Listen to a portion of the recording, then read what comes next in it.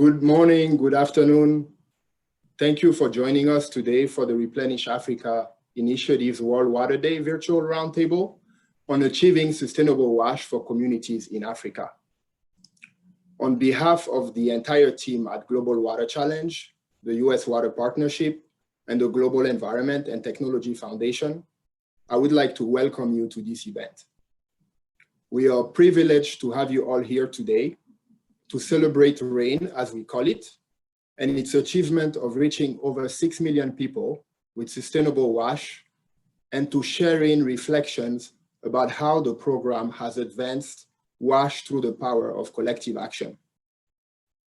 I would like to start with a brief introduction for those who may not know me, the Global Environment and Technology Foundation, also known as GETF, and the RAIN platform.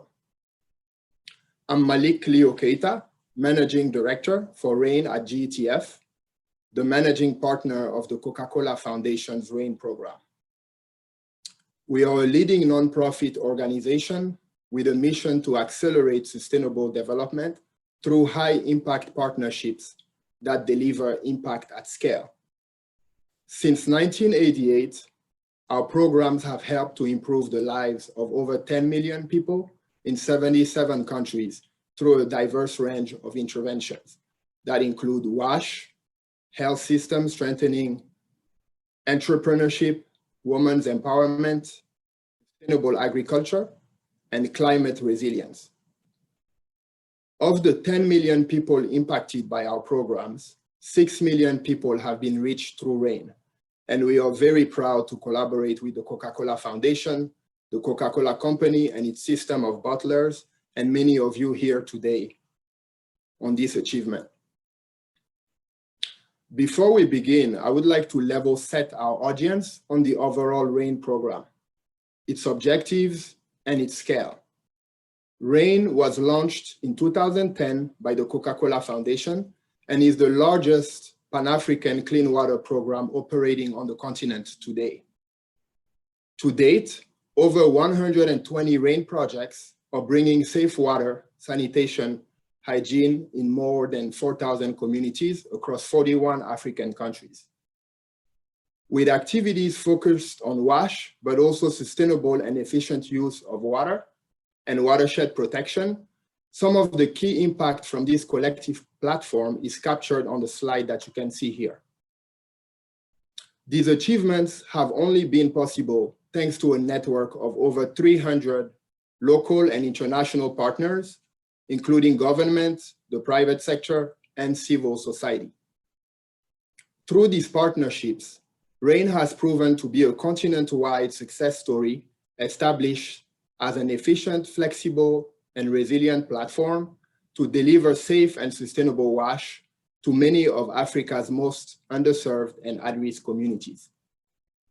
Today, we are honored to have representatives from several RAIN implementing partner organizations here with us today to share their expert recommendations on approaches and priorities to increase water security and scale up access to sustainable wash solutions.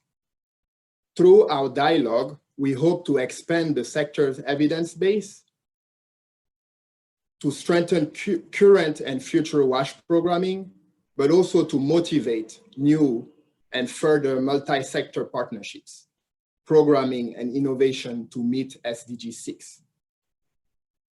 We will begin with introductory and keynote remarks from the African Ministers' Council on Water, AMCOW, the Coca-Cola Company, and USAID. We will then move to our panel discussion with RAIN implementing partner organizations, followed by 10 minutes of audience questions. Now, just before we begin, a couple of logistical points to keep in mind. We are using the Whova platform today. Please be sure to join via Whova and not Zoom to gain access to networking opportunities and materials that have been uploaded by RAIN partners on their booth. You can also access complete speaker and panelist bios by clicking on the speaker tab and then view profile. Details to access Whova are pasted in the chat box for your convenience. To document the discussion, we also have Pete, a professional illustrator, here with us today. Pete, would you be able to maybe wave or say hi? You can see some illustrations on his, hi, thank you for joining us.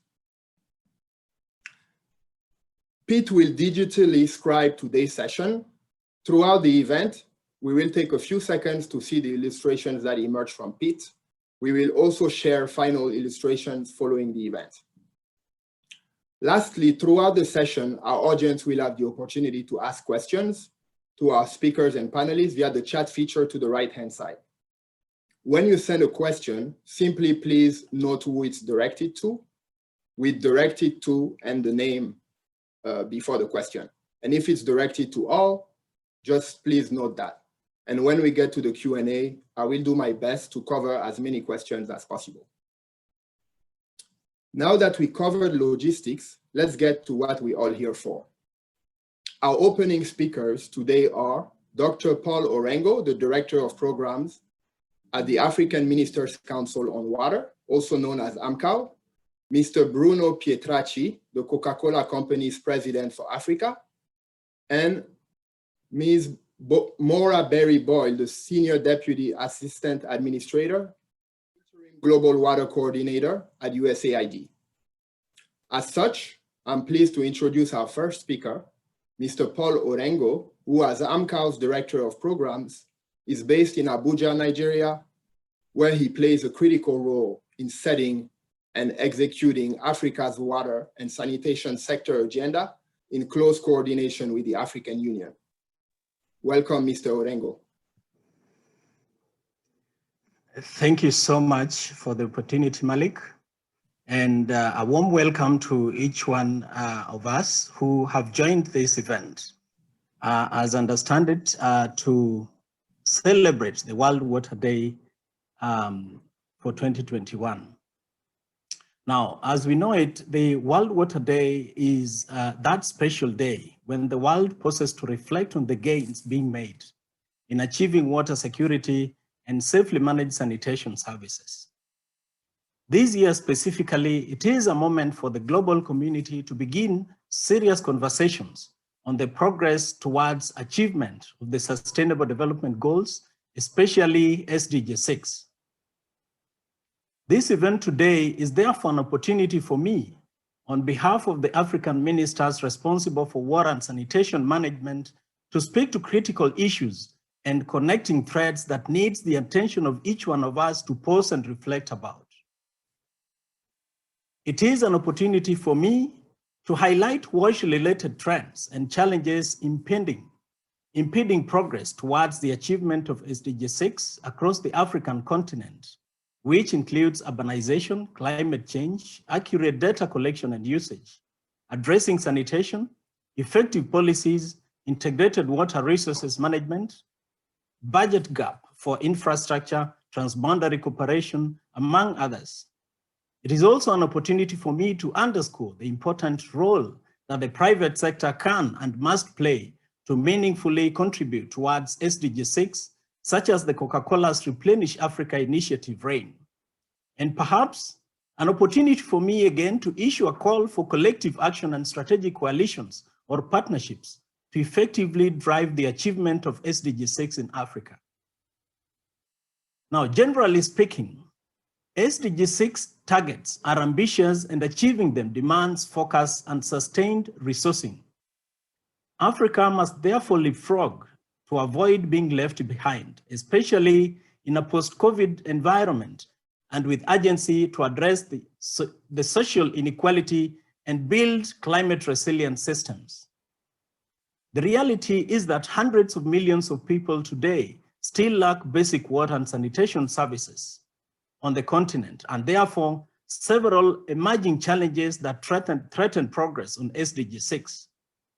For instance, on climate change, African nations are among those most vulnerable.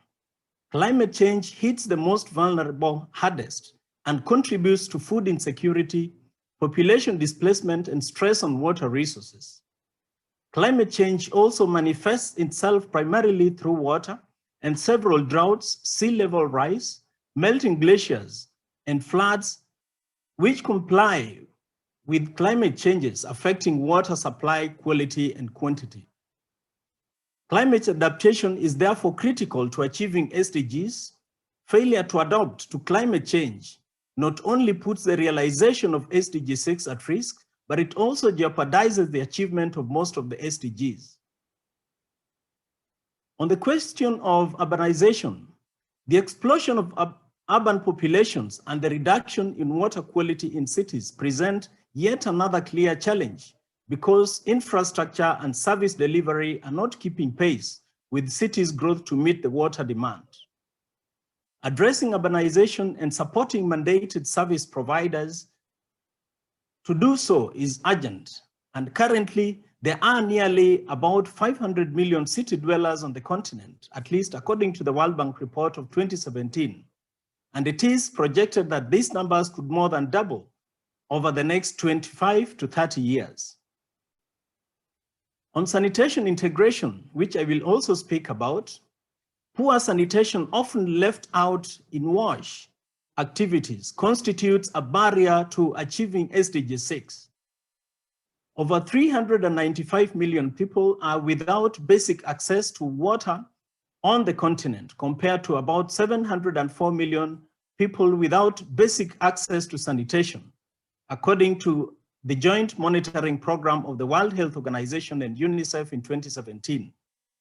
While significant progress has been made throughout the years to improve access to clean water, more efforts are still needed to qualify and improve the quality of access to sanitation across the continent. SDG 6, therefore, cannot be fully met by 2030 without increased investment and emphasis on sanitation. Sanitation is essential not only for achieving SDG 6, but also for improving public health and well-being of millions across Africa, particularly women and girls. Availability of reliable data. As we understand it, access to quality data on the continent is very limited, especially in rural settings. Lack of access to reliable data is yet another burden for the WASH sector, as data plays a central role in identifying gaps in service delivery and planning. Additionally, without strong data-driven insights, the disparity in WASH service investment and management cannot be solved to achieve SDG 6. Improving access to reliable WASH data and improving governments and providing governments with the analytical training and tools to accurately interpret this data will critically improve WASH governance in African countries, and as a result, help build more water resilient communities.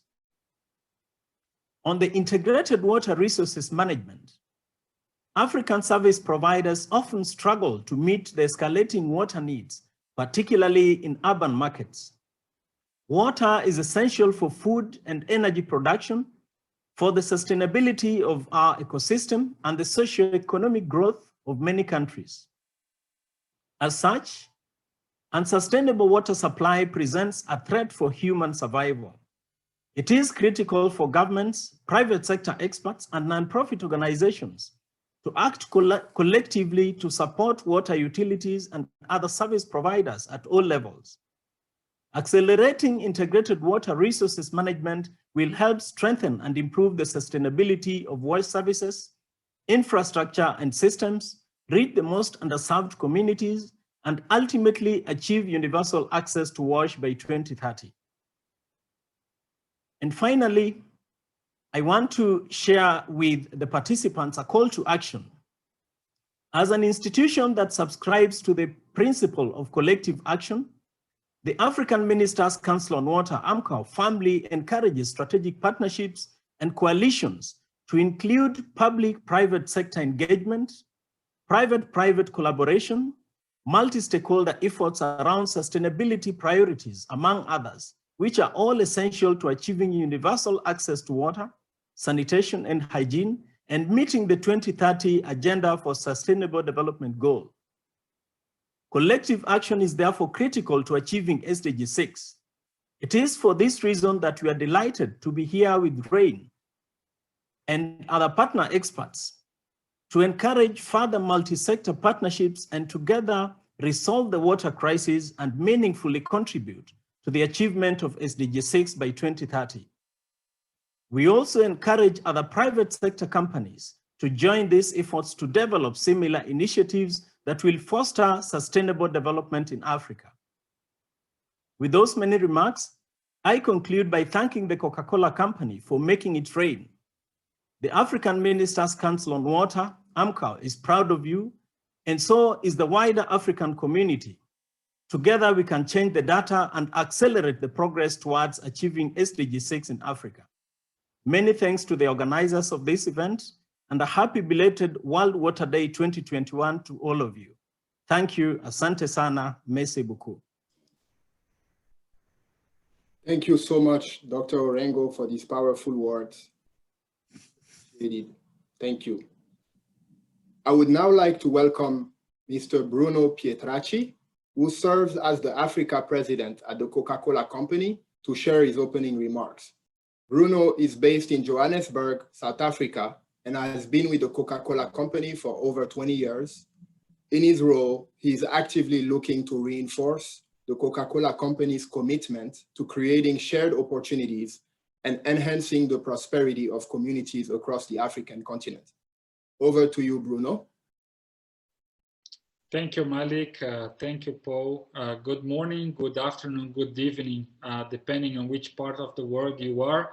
And I do hope you and your beloved ones are safe and sound in such difficult moments. It's a great honor to be here today speaking of such an important topic. Let me start by thanking the Global Water Challenge, the US Water Partnership, and the GETF for hosting this important forum. Also to our RAIN impact partners, several of whom will have the distinct privilege of hearing from today. We really thank you for the decade-long commitment on our shared journey towards achieving a sustainable wash in Africa. Thanks for your partnership. The Coca-Cola Company is a part of Africa communities, and we recognize that our business is stronger if those communities are strong as well. Our unique footprint and relationships across Africa provide us with opportunities to build health, productive, and more resilient communities, and we keep committed to that for the next decade. As a great example, in 2009, the Coca-Cola Foundation introduced RAIN for two critical reasons. Firstly, to respond to the challenge of nearly 300 million people that lacked water and sanitation access in Africa, and also to contribute to the UN Sustainable Development Goals on clean water and sanitation access, SDG 6, as mentioned before. In a single decade, RAIN has proven to be one of the most important Pan-Africa water access delivery platforms to advance WASH through the power of collective action. Through our vast network of over 300 local and international partners, including national governments and the private sector and civil society, RAIN effectively addresses growing context-driven needs in many Africans' urban and rural underserved and then also at-risk communities. The results are worth noting. In addition to improving clean water access for over 6 million people across the continent, we are proud of having reached almost 4,000 communities in 41 Africa countries. We established water funds to support sustainable watershed management and adaptation to climate change. Across the continent, we have returned water back to nature at a rate faster than what we use. We are also proud to have enabled the empowerment of 400,000 women and youth by creating opportunities for employment, entrepreneurship, and skills generation. This is much needed across the continent. We are enhancing the quality of education by providing more than 1,000 schools with improved WASH. We delivered critical supplies and sanitation to help slow down the spread of COVID-19, so learning and adapting as we face new difficulties. And we built the capacity of 14 utilities in 17 countries across Africa to supply water and cope with rapidly growing water demands. At the same time that we are very proud of what we achieved so far, we are not standing still, and we want to do more. As we look towards the future, our work to help build institutional capability is critical.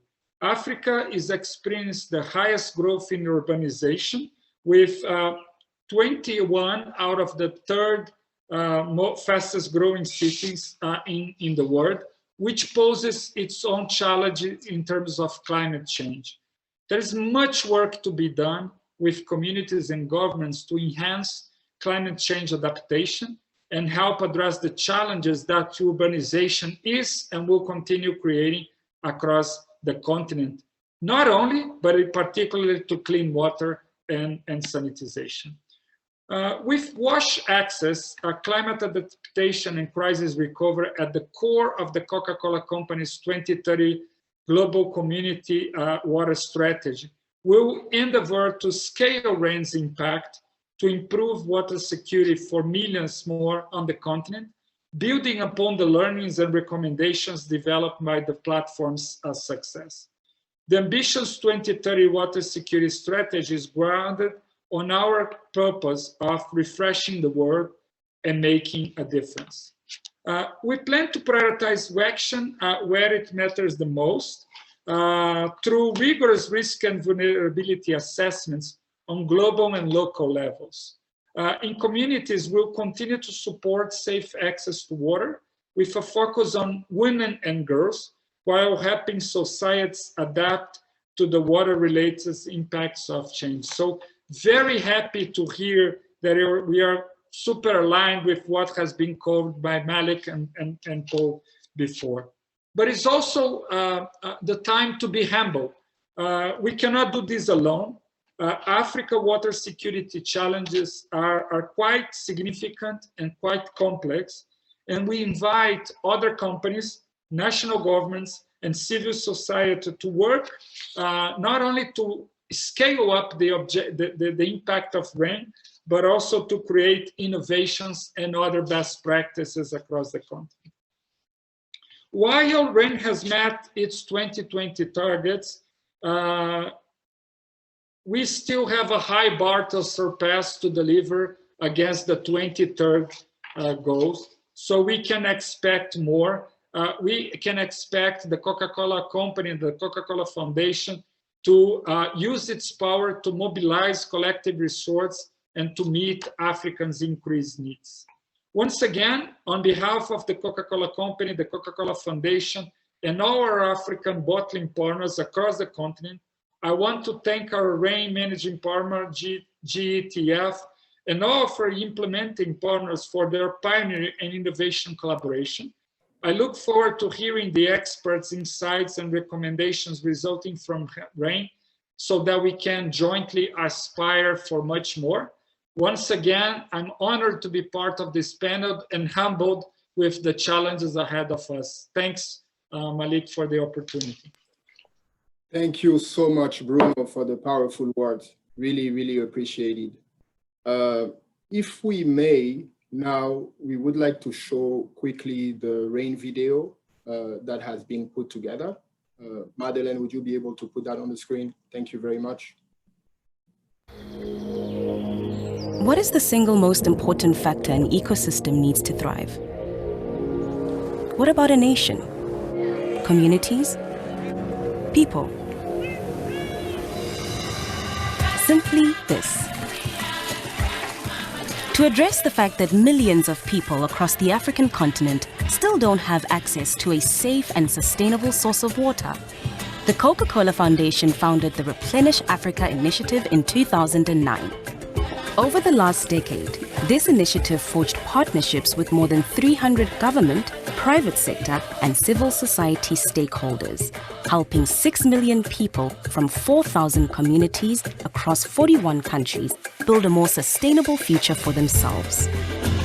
Our projects contributed to sustainable development by strengthening wash systems, increasing food security, improving health, and fighting the spread of infectious diseases such as COVID-19 and Ebola, enhancing education quality, promoting gender equity, and supporting climate resilience.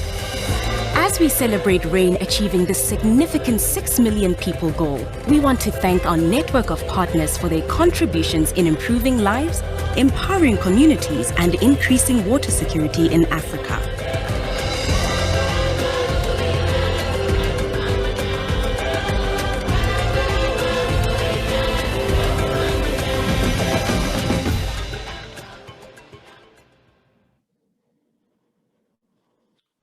Thank you very much again, Bruno. I'd now like to welcome Maura Berry-Boyle, who serves as the Senior Deputy Assistant Administrator and Interim Global Water Coordinator in USAID's Bureau for Resilience and Food Security.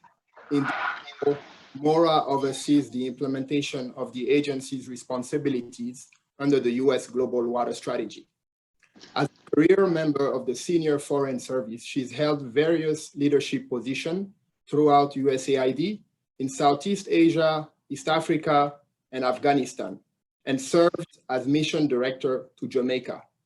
She holds an MPA in Public and Nonprofit Management from New York University and began her international career working in Kenya as part of the Peace Corps. Over to Maura. Great, thank you, Malik, and hi, everyone. And it's really great to be with you today. As introduced, I'm Maura Barry, the Interim USA Global Water Coordinator and Senior Deputy Assistant Administrator in USAID's Bureau for Resilience and Food Security. So let me start off, of course, by thanking our event hosts, the Coca-Cola Foundation, GATF, and US Water Partnerships. And also I want to thank our distinguished guests from our advocacy, NGO, government, and of course the African Union partners.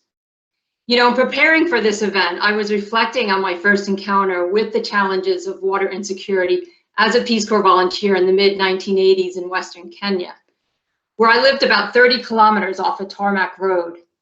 And I used to have to pay someone to collect my drinking water from a well that was about a kilometer away. And I really saw firsthand the struggles of the community that I lived in, that they had to access water.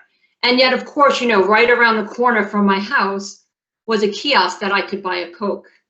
And since then, I've lived and worked in so many places around the world where it's easier to buy a Coke than have access to clean water.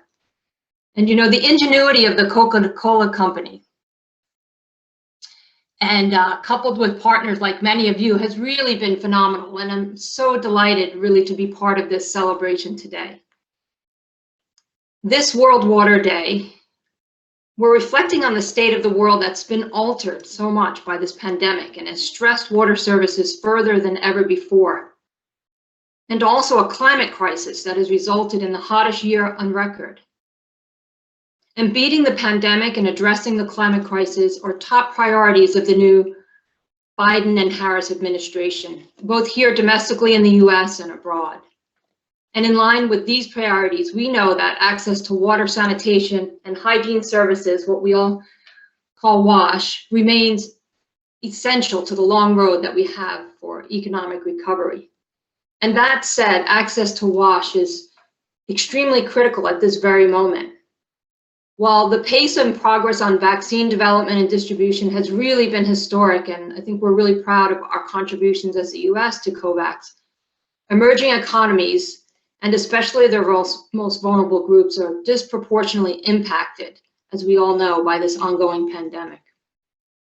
And among these vulnerable groups that are struggling is struggling WASH service providers who are losing income at a time when their services are needed the most. A good example is a survey last year that found 1 in 3 people across 5 sub-Saharan countries face new challenges to accessing water as a result of the pandemic, including struggling to afford water, and concerns I had about waiting, safety concerns for waiting in line for water. And of course, losing access to water makes hand washing one of the first line of defenses that we have. It makes that extremely difficult. And despite the challenges we're seeing due to the pandemic, they're only a preview, really the tip of the iceberg, on what we may be experiencing in the long term due to climate change. In other words, we all know we have a lot of work in this space ahead of us. And I think it's really important that we remember when we talk about the climate crisis, we're actually talking about a water crisis as well. We know that 90% of the disasters arising from climate change are related to water, droughts and floods and water contamination. And right now we have a very narrow moment to pursue action, both here in the US for us and abroad, to combat this crisis. You know, in less than 30 years, up to 3 billion more people could face water scarcity. In response, USAID is partnering with countries to develop climate smart solutions, which include strengthening water security through service delivery and resource management. Solving these compounding interconnected crises, with climate being arguably the largest threat to development and human prosperity, it's of course an extremely tall order, but absolutely necessary for solving so many of our global challenges. And humanitarian and development assistance alone will not be enough. The private sector is a powerful catalyst and innovator for change. But of course, you don't need me to tell you all that. For more than 15 years, the Coca-Cola Company, Foundation, and bottlers have been steadfast partners of USAID in addressing water stewardship and access across the African continent and beyond. And the not so secret recipe behind this enduring partnership is that it's based on shared values and commitment to a water secure Africa and world. Our Coca-Cola Company and Foundation partners really understand the value of water, and not just as a core ingredient for their business, but also for people and for the planet. The Coca-Cola Company also understands that the suitability of safe drinking water requires more than an investment in infrastructure, but also, of course, investments in professionals and in institutions that keep water systems working for the neediest and the most underserved, while all the while ensuring fresh water is available to all. And together, working together, we're able to bring more problem solvers to the table than we would be able to do on our own. And so we're inviting governments and water utilities, businesses, NGOs, and local communities to join us to illustrate. I wanted to give a couple of examples of what we've been able to achieve together. So I'll highlight a few programs. One, last year through the Water and Development Alliance, what we call WADA, the Coca-Cola Company and USAID and our partners leveraged our individual strengths to provide access to water and sanitation. One example is working with female farmers in Ghana to promote water conservation practices. And the Alliance also is helping at the same time communities reduce stigmas that are related to menstrual hygiene. And as COVID cases grew there, the partnership quickly shifted to remote training techniques. Another example is in cities across Madagascar, the Alliance pivoted its program to promote hand washing and worked with our utility partners to ensure that water flowed to underserved communities through neighborhood water kiosks. And then lastly, one more example is in the arid regions of Tanzania, we're able to deliver safe and reliable water to rural households, schools, and health facilities through piped water networks using solar technology. And so this approach is building resilience and is providing a renewable source of energy for pumping water and reducing carbon emissions and operating costs that are associated with fossil fuels. So globally, WADA Alliance has impacted more than 750,000 people across 30 countries and improved watershed management of 1 million acres of land. And this made a significant contribution to the Coca-Cola Foundation RAIN initiative. And so I'm really inspired by the work that we've been able to accomplish together to date. And of course, I want to take this opportunity to congratulate our Coca-Cola Foundation partners on the great success that RAIN has achieved, that we just got a preview of in the video, where over 6 million people are more water secure. I understand that we just also heard that the Coca-Cola company's commitment to water security is entering a new and really exciting phase with the launch of its new global water strategy for 2030. And they're prioritizing for key regions. And beyond the impact that they've achieved already, the Coca-Cola Company and Foundation have inspired others over the past decade by demonstrating the impact a global company can have when it recognizes that water security for all is just as much a business imperative as a moral imperative, right? So a water secure future is possible with partners like these. So let me just say happy belated World Water Day to everyone, and thank you for this opportunity to participate in today's event. Back over to you, Malik. Thank you so much, Laura, for the powerful words and messages on the challenges and opportunities to address Africa's water security issues. Thank you also, Bruno and Dr. Orengo.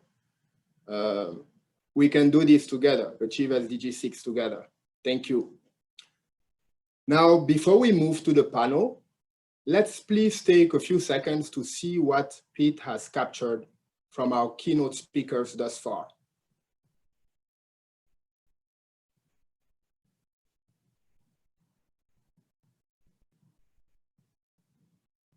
Thank you, Pete.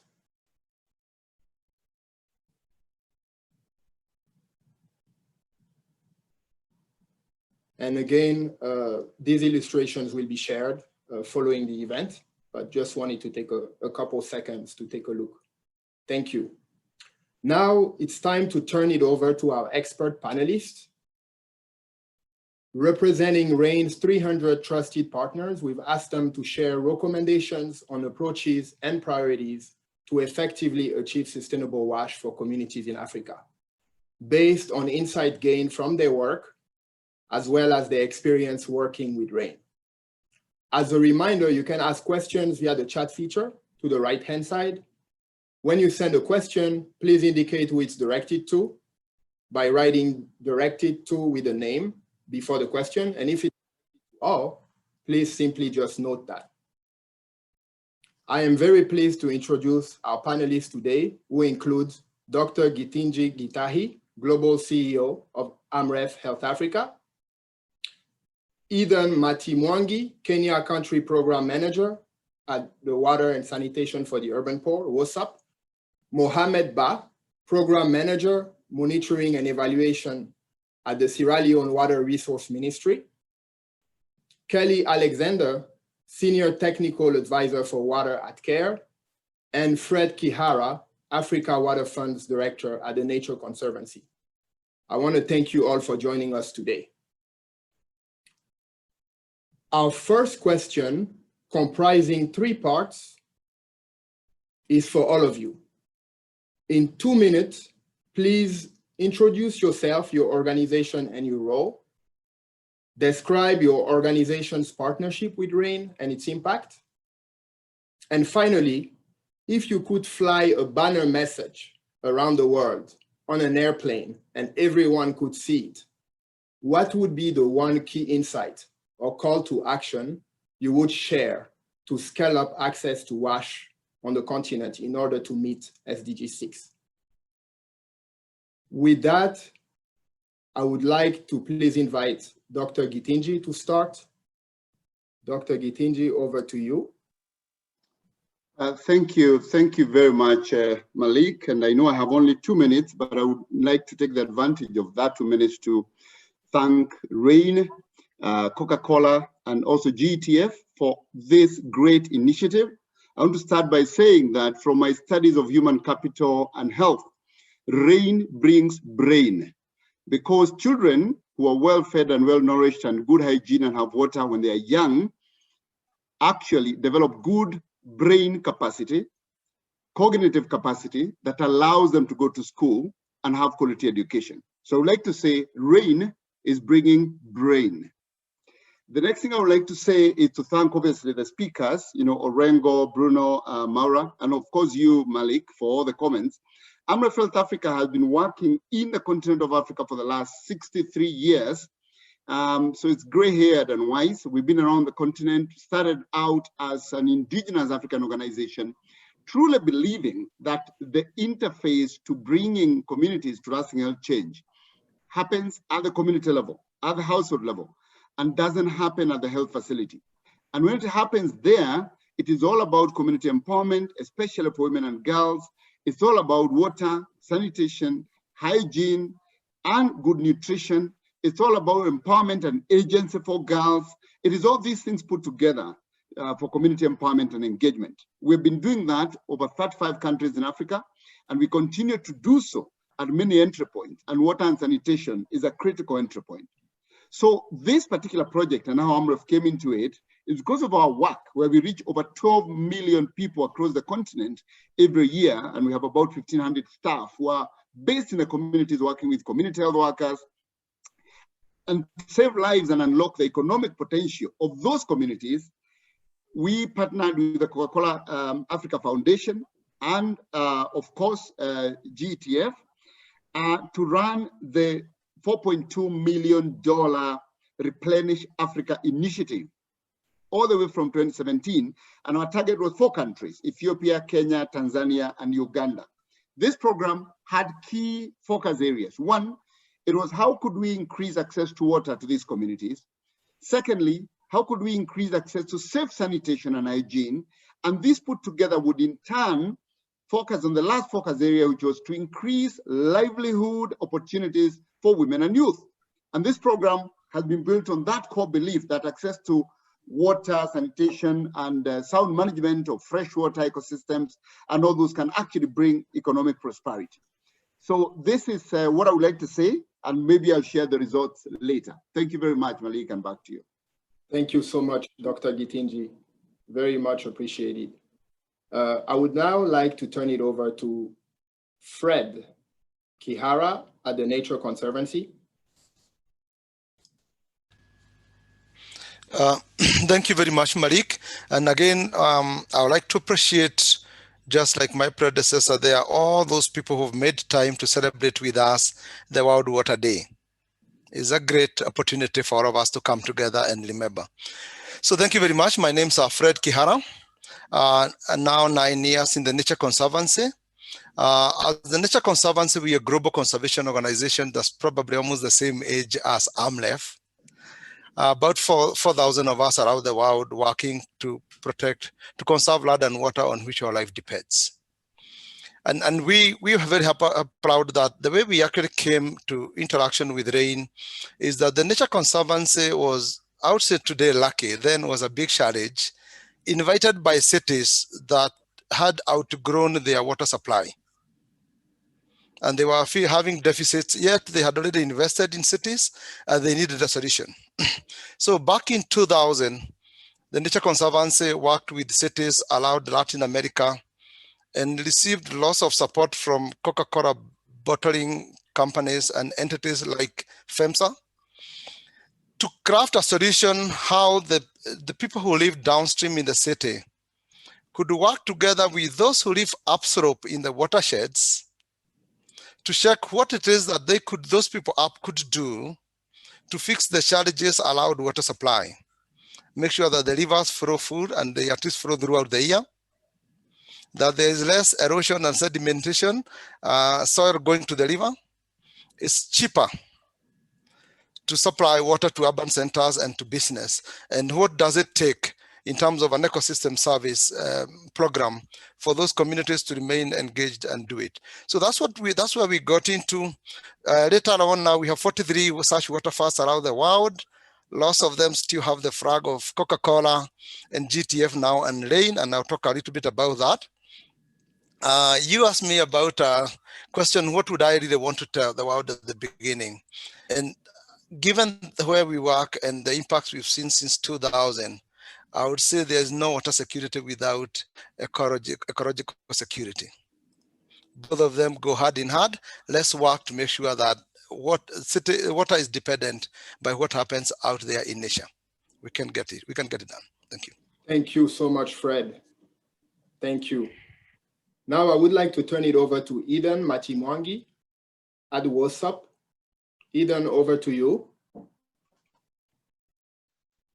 Thank you very much for affording me this opportunity to talk about WhatsApp, and happy belated World Water Day to everyone. My name is Eden Mati. I'm the country program manager for WhatsApp in Kenya. And WhatsApp has been in operation since 2005. And we've been supporting city authorities in sub-Saharan Africa and South Asia to build sustainable and equitable cities. So since cities will be the future habitat for many developing countries, it is critical that investment in basic services and infrastructure, such as what has been achieved under the RAIN program, is put into consideration. So our RAIN partnership with, our WhatsApp RAIN partnership has mainly focused on the low-income consumer segment across 5 countries in Africa, and we worked in 12 cities. So we've had impact in 12 cities. Our interventions have helped transform lives of people who live in these 12 cities, basically through increasing water access through water networks, and also increasing access to sanitation in these areas. And by that, we have reached a total of 1.46 million, specifically through the RAIN support and support from Coca-Cola. Out of this, 1.2 million people have directly benefited from improved water access. We've been big on on women empowerment. So empowering over 6,000 women economically through employment, training, and business skills development. We have seen a greater ability in the utilities and the service providers within these 12 cities to serve marginalized residents with greater capacity. We would like to champion for stronger service providers, since they're the ones who sustain water and sanitation services to this low-income consumer segment. And it's a call for us to embrace a systemic utility strengthening approach as we seek to work through service providers. Thank you very much. Thank you very much, Eden. And yes, we are nearly at 1.5 million people impacted with WhatsApp. I believe that once the ongoing Madagascar program is complete, we will be there. Thank you so much again. I would now like to turn it over to Kelly Alexander at CARE. Kelly, over to you. Thanks, Malik. Greetings, everyone. I'm Kelly Alexander. I work with CARE at the Water Plus team within the Food and Water Systems unit. So I work with teams all over the world, much as most of everyone that we've already heard from today. And clearly in 2020, this number increased drastically due to our response and our prep work for COVID prevention activities. But generally, I work with about 8 or 12 countries closely, their country programs, to design activities, work on monitoring frameworks, integrate learnings, failures, and successes from one country program to another. And then I also work specifically with our water teams around the world to improve the integration of women and revise how they interpret methods or approaches that are women or girl-friendly. CARE has been a partner with RAIN since 2008.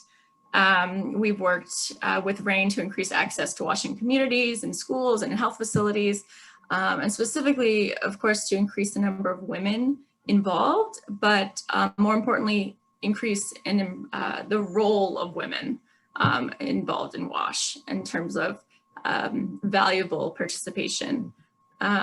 So recently in our Water Smart Agriculture program, which Maura Berry mentioned in Ghana that we do, we also do it in Malawi, but the one that we did closely with RAIN in Mali, which just ended, we worked with smallholder women farmers on improving agriculture practices to increase their yield, of course, but also at the same time using less water. One of the awesome statistics that came out of that Mali project was that a number of women said, hey, I used to have to go and fetch water and water my field every day in order for things to, grow and to thrive. But now with these new practices that I've adopted and learned about, I only have to fetch water every other day. This might not seem like a huge thing, but yield increased, time poverty for these women increased. So we were really excited about that. And then to go to Malik's question about, what would I share? A key recommendation is that, we need to seek the input of women and girls on our projects before, during, and after. And of course, seeking their involvement in multiple ways, not just because they're the water collectors or because they're the domestic goddess or because they're responsible for family hygiene in most cases, but because they're half the population, right? They're half the community. They have the right to contribute, and we'll all benefit from the contributions and perspectives and intellect of women.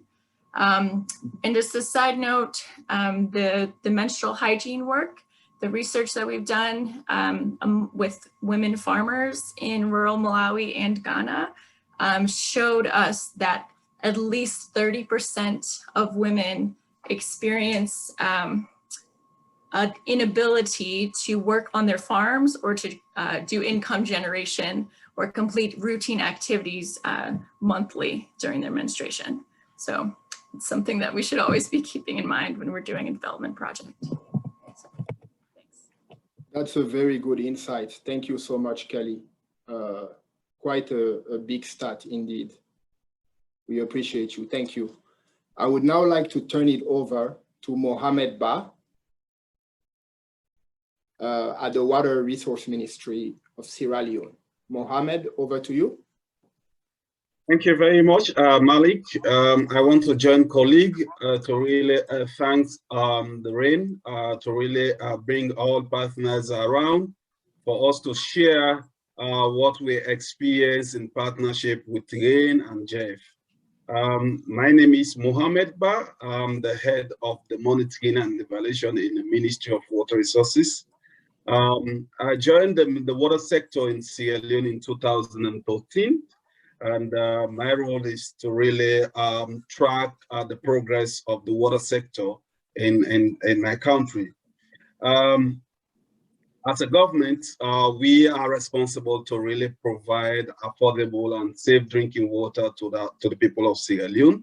And we work with the various partners to support the country in achieving our target. For the past 2 years, we got a contact with the RAIN. When we are in the hard difficulties, we had the mudslides in 2017, and the RAIN through Jeff, they contacted the ministry to really support the country in terms of providing a safe drinking water to the people that are affected during the mudslides. And that was the initial point, and they supported the country in really providing a safe drinking water and also affordable sanitation facilities. And I'm so happy to inform you that even the implementing partner is part of the webinar. That is the SLAV, is a civil society organization that implemented that project. Because as a ministry, we are there to really provide an enabling environment to make sure that things are being achieved. And we also got a support from RAIN to really implement a project looking at how we'll protect our catchment, how we'll establish what we call a water fund.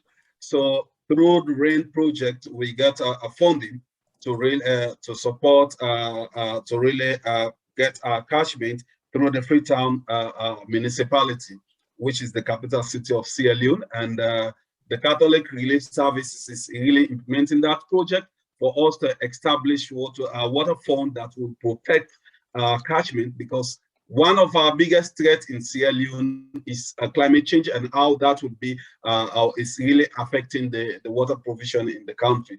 So far, for now, we are implementing that project. And moving forward, we got a biggest challenge in the country in terms of what to really see what we have done in terms of tracking progress, in terms of addressing the issues of our policies and what are the challenges. So as a unit responsible to do that, we also got a support from the Global Challenge through RAIN for us to really do an insight training, data analysis on what we have collected so far. Because in 2012, we collected a huge water point data, and we don't have use of it because we don't have the expertise. And also in 2016, we collected a huge water point mapping, which we map about 31,374 water points, but we don't have the technology, we don't have the know-how to really use that data for us to inform the stakeholders. So we partner with RAIN, and we got the support, and we train our district staff, we train our mapping officers on how to use the tools to really predict on where to construct a water point and which water point will likely break in the shorter terms. And that will address the issue of coverage. That will address the issue of equity. That will address the issue of taking the issue without evidence. Because in the past, the country is just taking a decision based on fact.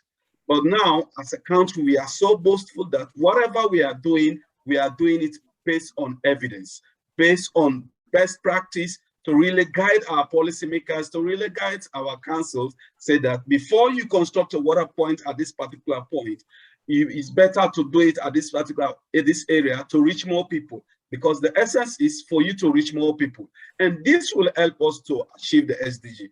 If we do things in just haphazardly, because these people voted for us without based on evidence, it will be very difficult for us to achieve SDG. So basically, this is how we partner with RAIN and Jeff to really support the country in achieving our mission. So as a government, we really appreciate so far RAIN and Jeff, GWC, to really support us in moving forward in what we as a government are doing. So as an action, a key action, as Malik say, we believe as the AMCAL rep was saying, we need to work together to achieve the SDG. But we can only achieve the SDG if we strengthen our data collection and the use of data. We can't achieve the SDG if we don't strengthen the data collection and data use. So I want to employ everybody that we need to strengthen the data use all Africa. Thank you. Thank you so much, Mohammed. And thank you to all for the introduction and the very valuable insights and initial calls to action. I just want to make a quick time check because I think I'm getting messages from our team that we are running a little over the schedule. So I just want to say we appreciate you. And maybe for the next set of questions, please, I encourage you, try to be as concise as possible. Don't want to cut you short, but just to make sure that we have enough time to go through everyone with a set of questions. And with that, I would now like to turn over to Dr. Gitinji, come back to you. Dr. Gitinji, can you please tell us about AMREF's collaborative experience with local governments across Africa? And are there particular insights or highlights that you can share from the RAIN project? Yeah, yes, Malik. And I think it's, I would like to share, number one, on the RAIN project, as I said, we have worked a lot on WASH, and I will share a few country examples very briefly. But on the RAIN project, we've actually had over 48,000 people gain full access to improved water services. That is around 10,000 households or so if you just use to convert. Over 500,000 gained access to improved sanitation, and 11,000 youth, women and men gained economic empowerment through improved agriculture, livestock production, recycling of waste. All these areas were huge successes. But at a continental and different country level, I would like to share that more recently, we did hold a conference called the Africa Health Agenda International Conference. We had over 3,000 delegates, and within that, there was actually a one parallel session that was dealing with WASH and economic empowerment of women and girls. And out of this session, it was noted that improved water, sanitation, and hygiene remains one of the most important interventions in attainment of universal health coverage and women economic empowerment. That was the key takeout of that session. In terms of our examples of the work that we've done, if you look specifically at the work we do with governments, our role is to co-create, co-develop, and co-invest in innovative, sustainable, and financially inclusive WASH solutions. We don't believe in WASH, in WASH projects without government and without sustainability. An example is, if you look at Kenya, we've made governments, counter governments, Kitui government in Kenya, Benshangu government in Ethiopia, co-invest over $200,000 in water project development that we have done.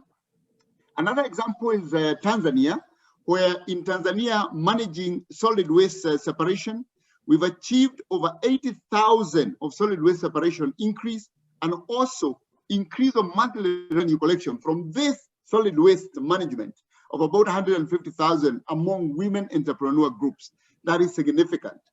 In Uganda, where we're using something called the diamond model, where we look at partnerships like household on one corner, financial institutions, businesses and governments in the other corner, that has resulted in over 90,000 people having access to basic sanitation facilities. And most importantly, Malik, 15,000 household heads have invested over $500 in the construction of basic latrines within a year. That's almost $7 million actually coming out from the community. So I'd like to just give those examples there and leave those with you and say that WASH is at the center of achievement of UHC. Thank you so much, Dr. Gitinji, for these great insights. One thing I would love to follow up with you on actually is on the co-investment from governments. What advice would you give to ensure that commitment and that co-investment from government along with NGO and private sector interventions? That's, you highlighted, I believe, Kitui, where the government co-invested $200,000. What could you share with us, like in terms of best practices to make sure that you get that co-investment, that engagement? So the biggest success factor is co-creating with government. That's the biggest success factor. That's number one. Factor number two is going local government. It is much easier to get local government co-investing than national government. So those are the two factors I would like to share that are critical. And I think I would like to stop there so that I don't dilute them.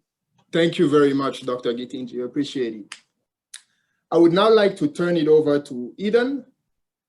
At What's Up, Eden, could you please tell us how rapid urbanization impacts water utilities' ability to provide basic and sustained water services to communities in major cities? If there are any replicable learnings that you can share specifically from our highly successful collaboration, in Kenya or Madagascar or other countries, Ghana, Mozambique or Zambia, appreciate it. Over to you. Yes, so I think the statistics right now are that between 2010 and 2050, the urban populations in sub-Saharan Africa will almost double.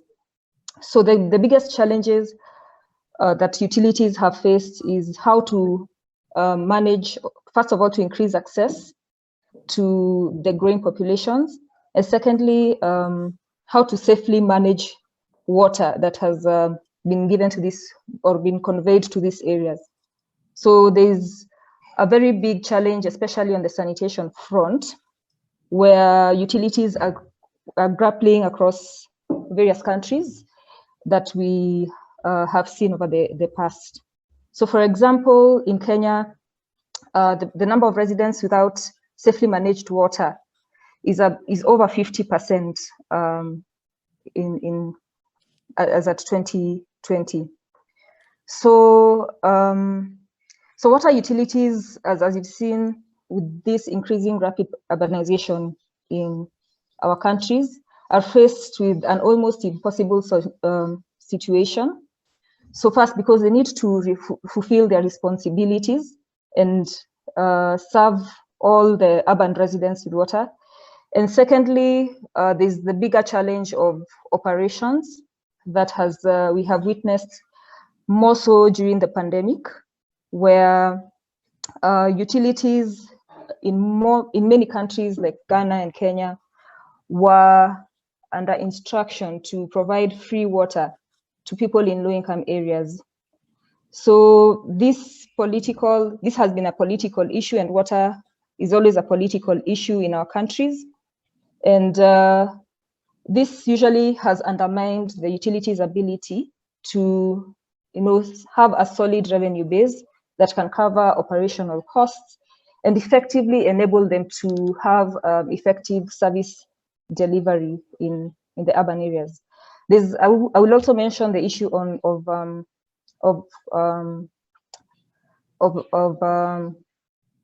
climate change. And with the rapid urbanization, we have so many settlements, informal settlements sprouting up in a very haphazard manner and unplanned, and also putting a lot of stresses on the land use values where these are sprouting up. And we've had cases of, such horrible impacts of say cyclones in Maputo and in Beira, where the informal settlements were really impacted. So for us, it's a call for governments, local governments, and also utilities to get as much support, leverage investments from as many partners as possible from the public sector, as well as from the private sector, to have elaborate plans in place to make sure we are not firefighting, but are basically planning for this rapid urbanization that we are witnessing in our major cities across the 5 countries we work in and also wider. Thank you very much, Eden. Very interesting indeed to hear about the free water provision request from governments to utilities. I'm sure that puts further pressure on them. And yeah, thank you for your comments. I would now like to come to Mohammed with a couple questions. Mohammed, can you share a bit about the RAIN project in Sierra Leone with the Ministry of Water Resource and how the Water Point Data Exchange platform is helping those efforts? You kind of highlighted a bit of that already in the introduction, but would love to, if you can take a couple minutes to just build upon it a bit. Yeah, thank you very much, Malik. The RAIN is supporting 3 projects in Sierra Leone. The first one was the mudslides, which we had in 2017 and 2018. So that project was implemented by a civil society organization. If you look at the video, I posted the video. Yes, so which we reach over 6,000 people across the affected communities. And also now the Catholic Relief Services is also implementing a piloted project, which is for the establishment of a water fund within the Freetown. And we are also partnering with TNC to really give us support into establishing a water fund that will look at the Guma Valley water coming catchment, because that catchment is really in a serious threat. And as a government, we have tried, and we need to do more to really make sure that we really protect that catchment. And it's good that we had this project to really support us in doing so. So in terms of, with regards to the data exchange, as I said earlier, in 2012, we had this the first round of water point mapping, but we did not inform the stakeholders on basically the essence of why we collect the data. We just look at the coverage that these are the number of water points we have across the country. And it was a challenge for us to really do the second round in 2016. And the partners, that is the African Development Bank, UNICEF, World Bank, they are saying before we do this, we need to do a further analysis to really inform the stakeholders why we are doing this. Not we should just base on just the coverage, number of water points we have across the country. So it was a very big challenge for the ministry, and it was a very big challenge for the government. But we accepted because we want to do it. And this was just after the Ebola. So we collected the water point, the second round, and we don't have the know-how to really do this. So we partner with the Global Water Challenge, which they help us in doing this analysis.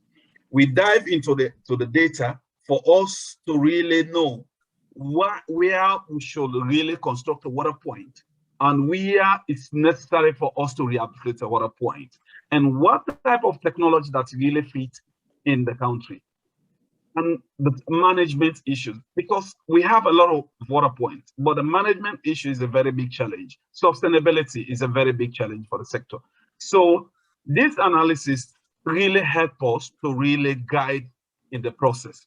And that's why we have a policy now in Sierra Leone that whosoever want to construct a water point, you need to reference the selection of the water point to the Global Water Challenge website. Because in the past, politicians and other actors just select a water point based on their own decisions, not based on water point. And we realize that in some districts, there's a area in Sierra Leone, some districts, there are water points clustered, whilst others are not. That takes us to the issue of equity. So in this, address that issues that now we should reference our water points based on the dashboard. And this dashboard will guide you where you will meet more people if you construct that water point in a particular area. Let us say you have 100 people in this community A, and you have 200 people in the community B. Instead of constructing a water point in community A to reach lesser people, it is essential, it is more effective to construct a water point in B. So this is exactly what they have helped us now as ministry. We are moving forward, and we believe we are progressing rather than the situation where we are in the past to do water points without reaching more people, because maybe those people voted for us, or maybe those people are easy to access. That should be the change. So now we are not doing business as usual. We are doing things based on fact, based on evidence. So that's why now we have a policy. A policy now is in place in the country, instructing the Ministry of Finance to the local council that whosoever want to do a water point, want to construct a water point, or want to rehabilitate a water point, should go to the data point exchange. But we are also told and we are informed that this dashboard will only be effective if we continue to feed real data into the dashboard. But today, as a government, we are stopped because we are challenged in going further to really use the mapping officers that we have recruited, we have posted to the various districts to really collect data. They don't have the facility, they don't have the logistics now as a government for them to do this data collection. So the data GWC is currently using is just 2016, and they require us to keep on feeding data. So our biggest challenge now is, as a government, is to really continue the process by really supporting the mapping officers to continue collecting data regularly, monthly, and feed to the dashboard, which will continue giving us a correct result. So our biggest challenge is to move forward into this. Thank you. No, thank you very much for sharing this great insight around data collection, but the usage of the data. I think this is very important, and I think it's a challenge that is not just something that Sierra Leone is facing. I think other countries are facing that as well, and yeah, it would be great to share your learnings and experiences, with other governments and other countries. To leverage this opportunity. I also hear that there is the challenge of continuing that collection, that commitment, and it's great to know that there is a policy in place, but I think that policy, obviously, if the resources are not there for the government to continue the work, it's challenging. Thank you for your remarks. With that, I would like to turn it over to Kelly with a couple questions on women's empowerment, particularly, and gender equality. Kelly, could you please tell us what gender-sensitive approaches, in your expert opinion, should be prioritized to alleviate inequalities in access to WASH? If you can share maybe like examples of that in CARE's work with RAIN, that would be great. Sure, and I have like just 2 minutes or so. 2 minutes, that would be fantastic. Okay. If you need a little more time, we should be okay. After you, I will go to Fred, and then we'll switch to the audience Q&A. Okay. So within CARE's programming, and specifically within the work we've done with RAIN, we prioritize gender consultations like before a program starts, looking at the design of a program, maybe the timing of meetings, looking at the design of infrastructure, for example, in some of our older projects with RAIN in Mozambique and Zimbabwe. But we also want to make sure that while a program is happening, there's ongoing feedback and an accountability mechanism during our implementation. So we're getting feedback from women, we're getting feedback from men, we're really like hearing what people's experiences are with the program so that we can adapt and so that we can improve it as we go. And it's also really important not just to include women,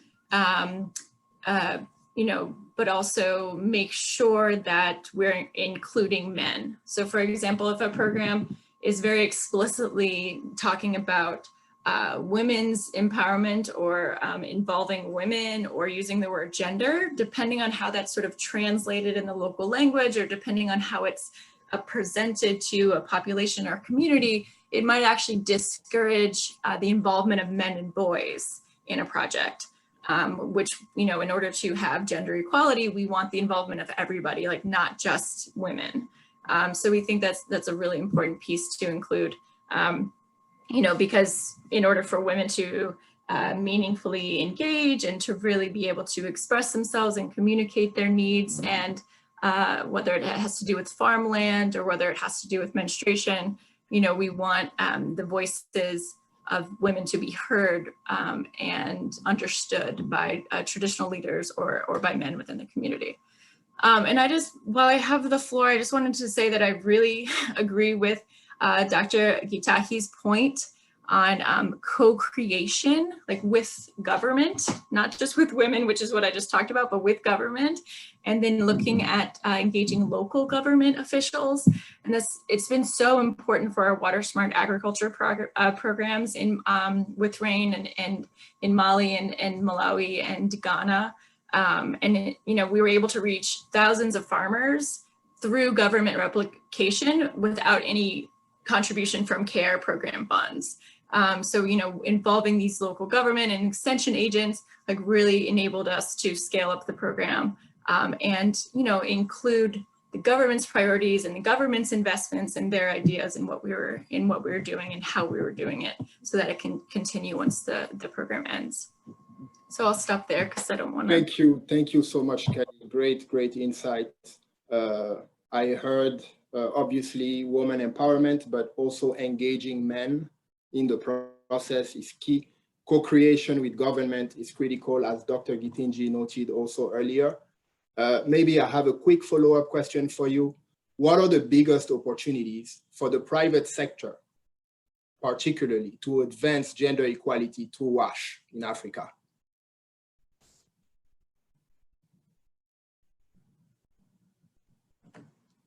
Are you? Sorry, there was a glitch about muting and unmuting. So the biggest opportunities. So honestly, you know, when we talk to women, when we listen to women, you know, they want to be involved, but maybe their confidence isn't there, or their skills aren't there. And so, you know, thinking about the skills that the private sector has in terms of marketing and financial literacy, budgeting, planning, there's so much experience from the private sector that it can help women feel more confident and feel empowered to meaningfully participate in the WASH sector.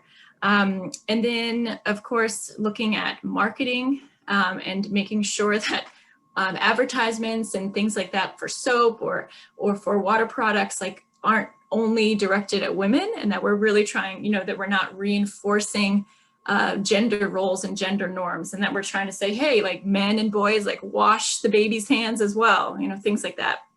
And then also, I think private sector, because it has such a strong presence and because it has money and influence, like even just mentioning and sort of pushing government to say, hey, you know, why don't you include some more women in your staff? Why don't you employ more women at your district level?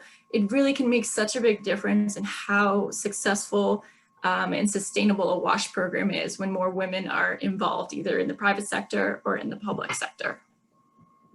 Thank you so much for these great insights, Kelly. Appreciate it. Now I would like to turn to Fred at the Nature Conservancy. Fred, thank you for holding. Can you tell us about a bit more? I think most people here probably know a bit about the Water Fund, but would love to hear from a representative from the Nature Conservancy to give us a bit of an overview of the Water Fund model that you implement and how it helps to integrate water resource management. And maybe I'm going to throw another one at you. That way you can just address both at the same time before we move to the Q&A. In your experience with water funds established today across the world, and particularly Africa, what are the best practices and approaches that you found for bringing stakeholders together behind one common water security goal for community WASH, you know, ecosystem, biodiversity protection, etc.? And what barriers have you faced in that process? Thank you so much, Fred. Over to you. Thank you. Thank you very much, Malik, and everybody. If you allow me, I would like to start from the speech by Mr. Bruno. Because one of the things he actually was able to explain is that water funds have actually become a nice, reliable tool for climate adaptation and for getting rural communities needed to have an alternative and a decent life despite climate changing. Like I told you, we started this in Nairobi back in 2012. Things in Nairobi were really bad. The city had 30% water shortage deficit every day. That would impact 60% of the whole population in the city of Nairobi. And then up in the watershed where up there, we call it the Tana River, where the water comes from, farmers were busy expanding their farms, adopting more irrigated agriculture to provide food both for themselves and for the markets, including export like green beans. So it was really time to act and do things differently. So part of what we really started with, and we've done this for Nairobi, we've done this for Cape Town now, was to put in some good science and establish business cases. For Nairobi, to give you an example, we were able to prove that if we invest up in the watershed, we can, for every $1 we invest there, we will prevent having to spend $2 downstream in terms of trying to clean the water or correct the mess that's created up there. So there was a strong business case. We involved a bit of economics. And I think just to answer part of your other question, this is really what we were able to sell to corporates. This is what we were able to sell to governments. And for both Kenya and Cape Town, which is where we started this work, we actually got buy-in to a level of being endorsed as a priority for the government, which was significant for a tour Like I said before, from 2000, the Nature Conservancy and Coca-Cola bottling companies in Latin America had helped develop that provides a modified payment for ecosystem service, where those who live downstream provide resources that support those who live upstream to implement conservation and make sure that they can do the work that's needed to be successful. And then a water fund becomes a long-term mechanism for financing and governance. So they're there in the long term to make sure that they do this. So I'll give you a few examples, like for example, in Cape Town. The city of Cape Town is, of course, working. You may know the Coca-Cola headquarters has people there. We are supervised by Dorcas, and we have a number of other people who we're working close with. And part of that is working together to also tap on the corporate knowledge that your team has, and work with Peninsula Beverage and others. And we developed a water fund there that is actually helping remove invasive species in the water sources for Cape Town. And by removing invasive species like pine and eucalyptus, we are encouraging growth of very endemic plant species that exist nowhere else in the world. 70% of the species there don't exist anywhere else in the world. We are working with local communities. We have created 260 green jobs, most of them for women. And we are helping save annually for just that watershed, to give you an example, 6.5 billion liters of water annually. And that is equivalent to 2 months of additional water supply for the city of Cape Town. So these are solutions that we can look at and that are easy to replicate and that have huge impact in terms of water supply and economies. In the town where we started, we are about 5 years into implementation. We've actually fixed over at least 28,000 farms. These are farm families, over 100,000 people engaged in just that activity. We are saving 55 million liters for Nairobi every day as we speak. That's close to 10%. And the impact is actually felt when it is dry. Because in between the seasons, when it's dry, the rivers drain and they are very minimal. And that's when we really create impact, because the rationing is not as bad. People can go about their own business and be successful. We continue to do this, and we continue to listen to other challenges. We're also bringing down the amount of sediments in the rivers, like I said, because that impacts directly the business by the water utility company. Just to give you two quick items to your other question is, we do believe that by implementing this, first of all, we were able to talk to Coca-Cola even for Nairobi. Lane gave us some seed capital to get started, and just working with communities and making sure that we had a product that was solid and we could show impact is what helped us and deal with government. We're also able to attract other corporates in manufacturing and in agriculture. And those have been part and parcel of our success since then. And just to let you know is that I've put a map there because right now the demand is growing. We started with 2. I think right now the current number is about 10 of various stages of development. And those are not the only urban centers and communities that want a water fund. There's many more, but of course we can only progress depending on resources and how they are. So what I really want to just quickly say is that when we look at moving forward, we would really want to leverage on our partnership with a company like Coca-Cola that has a strong brand presence. And I mean, like, it's really good. If we could use the brand power of Coca-Cola so that we are able to bring others to the table. And then we can grow a bigger machinery for addressing some of these challenges wherever they are, because the impact is huge. We're impacting, if you look at the people who get water downstream, the city of Nairobi is 4 million people. If we can impact those people even in a small way, the numbers are big. Cape Town, the same, is 3 million people. And then upstream, they are working with the communities and getting their lives better off would be very successful, very, very great. So just to answer your last question on challenges, of course, there's been challenges and I may not talk a lot about them, but let me give you an example of 2. In the beginning, in all the places we go to, there's always an apprehension allowed, is the water fund coming to occupy our space? And we take time, and Mohammed is the best example where government really embraced, because government realized they were collecting data that wasn't getting analyzed. If the government can provide data, then we can design a water fund like we've done for Freetown that's really watertight, that if implemented can really save the source of water. So getting that collaboration and removing that apprehension is one thing that I'd like to mention. And of course, the other thing is people get to understand what needs to be done but not everybody understands the urgency. This work is priority, but it's also urgent. I think it's good to go in there and do some bit of work. And then also it takes a bit of time to invest in monitoring. I'll stop there. Thank you. It takes a bit of time. Thank you very much. Thank you so much, Fred, for these great insights on the waterfront model that the Nature Conservancy has pioneered and that has demonstrated to be extremely effective in addressing water security issues. Thank you. Appreciate you. Now, I would like to say a big thank you to all of you for sharing your valuable expert insights. We've heard great recommendations and lessons already from diverse lenses: government engagement, women empowerment, nature-based solution, as Fred just highlighted, integrated water resource management, data usage, urbanization being critical, all to mobilize collective resources to achieve water security and access to WASH for all.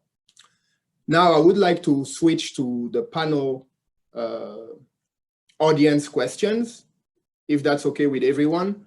And I think we've received a first question from WaterAid from Kamiso Nyanga, who asks all panelists, how can we prioritize hygiene in various collaborations in the work that everyone does? And maybe I can come back to you, Dr. Gitinji, to start. Over to you.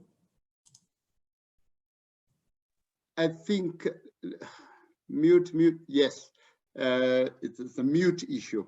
So I would say that hygiene is about behavior change. And what we've done often as an organization is to work with communities for communities to own. When you do community empowerment and engagement, that's how you achieve hygiene, positive behavior. In the past, we've actually worked with schools through a program called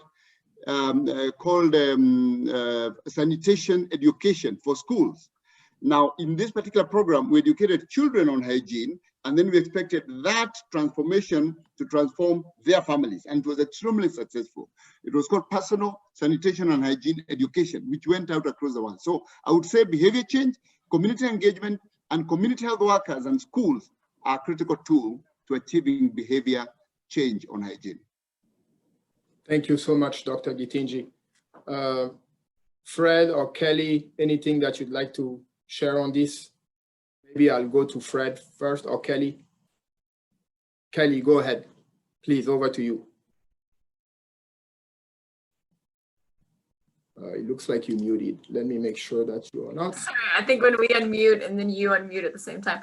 I just want to say, in terms of COVID, and obviously we've seen, yes, there are outbreaks of cholera, there's Ebola, all this stuff. I think one thing that, governments and, WASH NGOs need to keep in mind is, hand washing prevents disease. Hand washing improves health. It's not just about COVID. It's not just about cholera right now. It's not just about Ebola, in this community. We really need to maybe change our messaging and change how we talk about it, or even take advantage of COVID, for example, and not say, wash your hands because of COVID, wash your hands to prevent it. And, but really start talking, changing the dialogue about how hand washing is something that we all did hand washing before it was cool, but like now that it's cool, it's like everyone's doing it, but then it's not going to be cool next month anymore. And it needs to be like changing the dialogue and thinking more innovatively about how we're doing that messaging.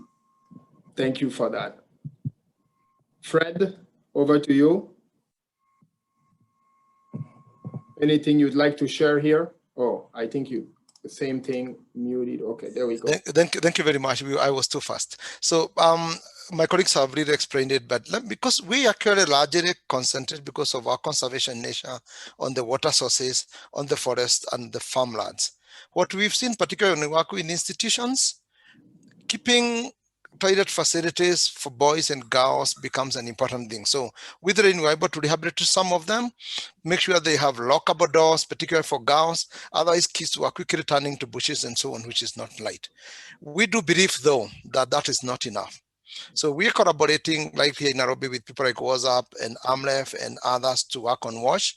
And as a policy as we go across Africa, like Mohammed said, Catholic Relief Services runs a whole WASH program alongside our watershed conservation, Water for People in Blantyre, Malawi, and we're doing this in virtually all the places we go. So we are connecting both upslope and downslope as a minimum to get a 50-50 match, because WASH is important, but also getting water supplied that's clean and adequate is also important. Thank you very much. Thank you, Fred. Eden, over to you. Anything that you'd like to highlight on this point? Yes, thank you very much. I think for us, hygiene is one of the areas that has been very exposed after the COVID-19 pandemic. And what we have observed as WhatsApp is the structure, mandates, and coordination mechanisms between institutions, specifically in Kenya, is quite weak. And as you know, Kenya is a highly decentralized sector in terms of water sanitation and hygiene. So there is specifically for the hygiene and sanitation sector, there's an institutional overlap and lack of clarity in mandates, duplication of roles, lapse of service provision. So say between the line ministries of health and the line ministry of water and sanitation, we have seen quite usually we've seen evidence and significant struggles in government bodies responding and rallying support from stakeholders to respond to hygiene and behavior change programs, and also just specifically hygiene programs. So I think for hygiene, this shows us that governments at both national and local levels, so specifically for Kenya, would need to figure out a sustainable institutional coordination, and more importantly, how WASH institutions like water service providers can effectively and efficiently work together to incorporate hygiene and mainstream hygiene within all their services and their programming. Thank you so much. Over to you. Thank you very much. I am being told that we are running out of time, although I would love to stay on and continue this discussion and hearing all of your great insights and recommendations from implementing these programs on the ground. If it's okay with everyone, I would suggest that you definitely continue to use the WUVA platform. If there are particular questions that you would like to ask our panelists or speakers, feel free to direct message them. You have that feature there.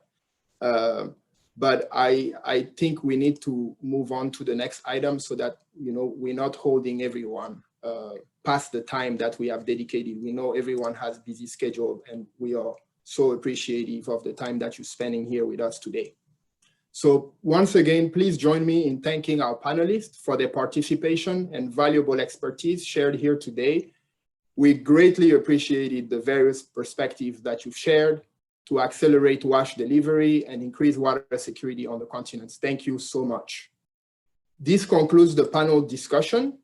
I would now like to invite Ms. Patricia Obozua, Vice President, Public Affairs, Communications and Sustainability for Africa at the Coca-Cola Company, to provide closing remarks. Patricia is based in Lagos, Nigeria, and has joined the Coca-Cola Company in 2020. In her role, she leads a team that oversees government affairs, thought leadership, media relations, corporate communications, and sustainability for the company across Africa. Patricia, please, the floor is yours. Well, thanks, Malik, for the introduction, and thanks to everyone who's spoken or participated at the last panel. Thank you for providing your expert perspectives on rain as a continent-wide and proven case study, which has provided actionable recommendations on approaches, on models, on programs that can speed up and scale up affordable and sustainable WASH access to meet SDG 6. Now, SDG 6 targets are very ambitious, and to achieve these, it would require a lot of focus, a great deal of focus, and sustained resourcing. In Dr. Paul Orengo's words, Africa would need to leapfrog in order not to be left behind, especially in a COVID and post-COVID-19 environment, and to address social inequality and build climate resilient systems. So some points, in summary, some points we agree on across the panel and the different speakers. And the first one is that strategic partnerships and coalitions are critical. And this could be public-private partnerships where stakeholders come together and protect natural ecosystems and increase water security, as seen in our collaboration with USAID on the Water Development Alliance, or in the Waterfront model that we've supported in Kenya, in South Africa, and in Sierra Leone under the RAIN program, or it could be private-private partnerships. A second point that we agree on is that integrated water resource management and a whole system approach must be accelerated at all levels to address climate change, to address population growth, and to reduce the stress on food production, water supply, and sanitation services. Again, it would require a multi-sectoral approach. It would require regional cooperation, and it would require rigorous target setting, monitoring, reporting, and progress review. A third point that we agree on is that supporting mandated service providers and government commitments to strengthen domestic wash capability is urgent. This will enable governments to be more engaged, to build comprehensive policies that are aligned to their national priorities and provide full ownership, transparency, and sustainability. A fourth point is that there's a huge opportunity to leverage private sector expertise to build wash capability through skills and knowledge transfer, especially in urban utilities that are facing rapidly growing populations and accelerating climate impacts. And a last point to emphasize is, as Kelly from CARE has emphasized, addressing the gender gap and focusing on the needs of women would be critical to achieve SDG 6. With women at the center of community programs and efforts, we can promote equity and promote dignity. We can also increase opportunities for empowerment. And we can enhance the critical role that women play in community resilience and in economic development. Now, going forward, the Coca-Cola system in Africa is committed to collaborating on these solutions for shared value creation. And we're doing this through integrated approaches, such as emphasizing partnerships with urban and peri-urban utilities to help increase capacity to better serve Africa's expanding urban environments. We're also accelerating integrated water resources management efforts. We will be, and we are definitely committed to approaches that enhance source protection for priority watersheds, watersheds that serve the drinking water needs of millions of African people. Addressing the gender gap and focusing on the needs of women who play a critical role in community resilience and are uniquely empowered by wash access. We're also committing to approaches such as improving the collection, accessibility, sharing, and use of data to monitor wash services, improve performance, planning, and decision-making. We're offering the Coca-Cola system or the Coca-Cola ecosystem private sector expertise to ministries of water utilities and wash sector. We will also be committing to supporting civil society and communities to help build resilience to water related climate change impacts and water-related climate change impacts. Now, we thank the Coca-Cola Foundation and each and every one of you for your ongoing partnership and commitment to RAIN. In particular, we thank USAID for being on this decade-long journey with us in numerous countries, serving as a vital technical thought and co-finance partner.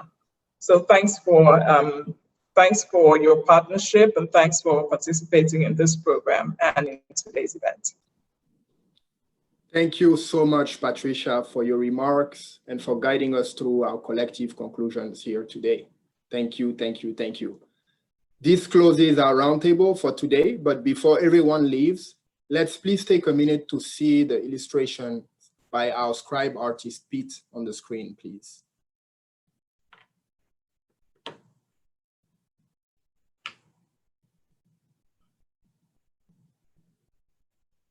Fantastic.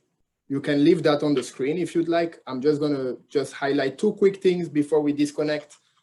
Feel free, as I said, to continue using the WUVA platform to network, explore the work of other organizations and drive lessons learned. You're able to engage and direct message participants there. You can see videos and other documents that have been uploaded to the booth. And if you have not already done so, I definitely encourage you to visit partner booth. These booths include partners who have been part of the RAIN journey throughout the years. And of course, if there is any questions that you might have for the organizers, please direct messages through the community page. Thank you again to all who contributed to this event, and in particular, our implementing partners, the Coca-Cola Foundation, the Coca-Cola Company and its system of bottlers for their continued commitment to achieving sustainable WASH for communities in Africa. A special thank you also to our GETF, GWC, and USWP teams for all the preparation for making this all possible today. Thank you all. Take good care, stay healthy, and all the best. Thank you so much.